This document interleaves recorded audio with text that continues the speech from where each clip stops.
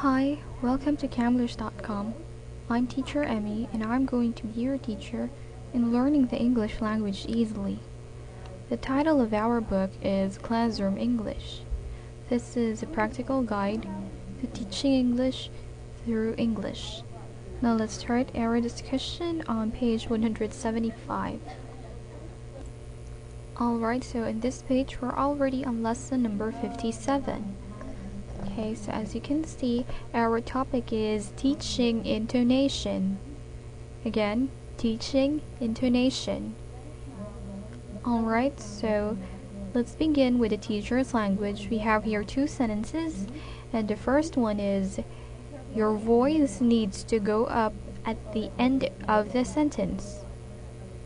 Okay, another one is, your intonation should go down at the end of the sentence. Okay, so we have those two sentences for the teacher's language. Now let's see those sentences in a dialogue form. Okay, so we have here dialogue starting with the teacher speaking. And let's read. Let's suppose we're calling Mison. Her mother answers the phone. Sujin, what might you say in English? Okay, and then Sujin answered, hello, may I speak to Miss Son? Teacher, good. After saying hello, we can say, may I speak to Miss Son?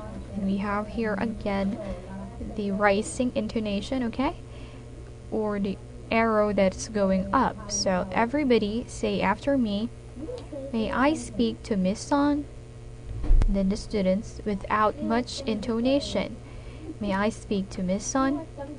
Alright, so that's how they read it. So let's continue.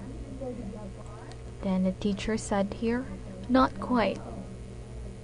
Your voice needs to go up at the end of the sentence. May I speak to Miss Son?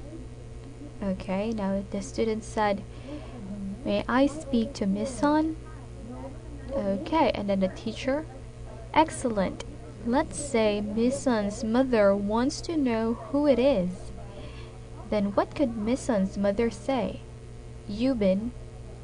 And then Yubin said, who is calling? Okay, but your intonation should go down at the end of the sentence. Everybody say, who is calling? Alright, and then the student said, who is calling? Okay, and then the teacher finally said, good. Alright, so we have here the two expressions that the teacher said. So number one, your voice needs to go up at the end of the sentence. Another way of saying that is your intonation has to go up at the end of the sentence, or you need to use rising intonation. So that was what I'm telling you a while ago, okay? You call that arrow rising intonation. Next one, number two, we have here, your intonation should go down at the end of the sentence. Your voice has to go down at the end of the sentence, or you need to use falling intonation. Alright, so did you understand that? Now here below we have here the Korean translation of the dialogue part again. And the continuation is on this part. Okay, now let's try to go on the next lesson. Lesson number 58. And the topic is teaching stress.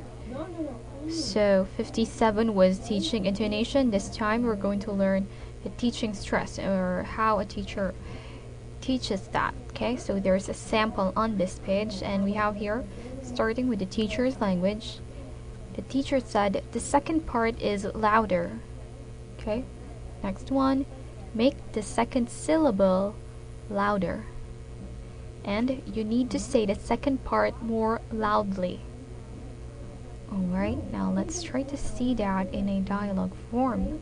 So we have here a very short dialogue, and here let's start. The teacher and students are talking about music. Okay, so the teacher, do you play an instrument, Sungmin? Sungmin said, yes, guitar. with no stress. And then the teacher, oh, you play the guitar. That's great. By the way, the second part is louder. Guitar. Okay? And then the student, Sungmin said guitar. Okay? Teacher, good. One more time. Guitar. Okay? And Sungmin said guitar. Okay? Now the teacher, okay, everyone say guitar. And then the students, guitar. Okay? So finally the teacher said that's good. Now let's study the other expressions. So we only have 2 sentences. So the first one is the second part is louder. So the teacher can also say make the second syllable louder, or say the second part more strongly, or say the second syllable with a louder voice. Another one is you need to say the second part more loudly. Okay? Number 2, we have here one more time. The teacher could also use let's say it again. Say it again, please. Let's hear it again, or can you say it again? Okay? So they all mean the same thing. And you can check here on this box the Korean translation of the dialogue part. So that's it for this video and the lessons that we've discussed. Thank you for listening. Again, I'm Teacher Emmy. See you in our next video lesson. Goodbye.